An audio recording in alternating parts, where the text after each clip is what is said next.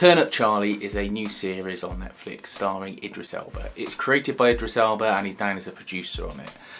It comprises 8 episodes, each about 25 minutes to half an hour in length. It follows Idris Elba as a failed DJ who had a one-hit wonder back in the late 90s, and now he's sort of doing weddings and small parties.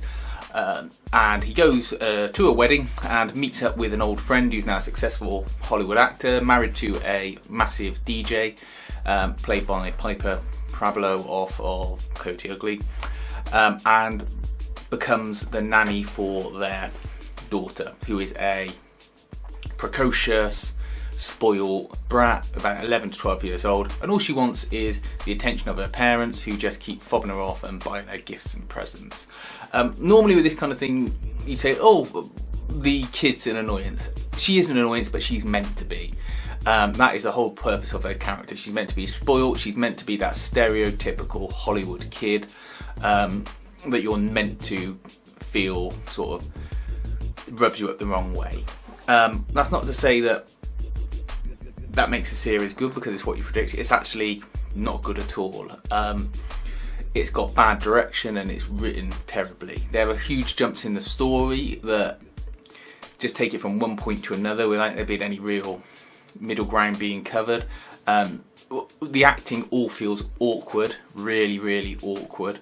I do wonder if perhaps Idris Elba based the character partly on himself, because obviously he does DJing and that. And it might be very difficult as an actor to play someone who touches on aspects of your own life so much, but he just comes off as looking incredibly awkward in scenes. And you know he's a good actor, so that's what makes it all the more obvious. And it really spoils the series for you. It also feels really dated. The directing style and the writing style and the way it's shot, it just feels dated and all of it out of place and awkward. It could have been really good.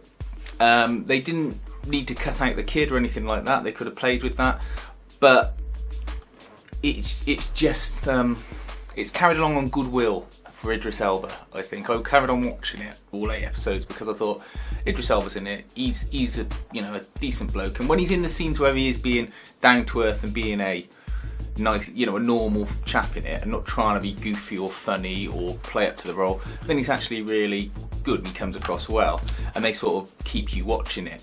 But when he kicks off into sort of playing a goofy chap and being silly, or when he's sort of on a drugs binge or something, it doesn't sit right. He doesn't get it across very well. Is it worth watching? I don't necessarily think so. If you're really into like DJing and club life and you want to see someone representing that on screen or aspects of it, then yeah, give it a shot. So it's not harmful, it's not going to rot your brain or anything, but it's just frustrating to see good actors wasted on something.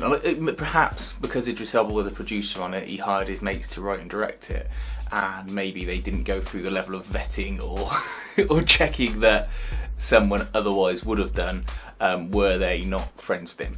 Totally guessing if they're his friends, I have no idea, but it feels like that. It feels like a real first draft when really it needs to have gone through a lot more polishing than what is on there. Whether it gets a second series, I don't know. Idris Elba's weight as an actor might well carry it on through to a second series, but I'm not really sure where it's going to end up. And also there's this really irresponsible parenting. I know that's the point of it, is that they're irresponsible parents, but there's like an 11-year-old kid being taken to like 1 o'clock raves in Ibiza and nightclubs to see her mum DJ and that, which I can understand if she wants to see her mum DJ, but come on, how are they even letting her on the premises? They got like licensing rules and stuff. I know that's a bit technical, but that's what it makes you think of when you're not enjoying it. You're just thinking, what the hell is this kid doing in there?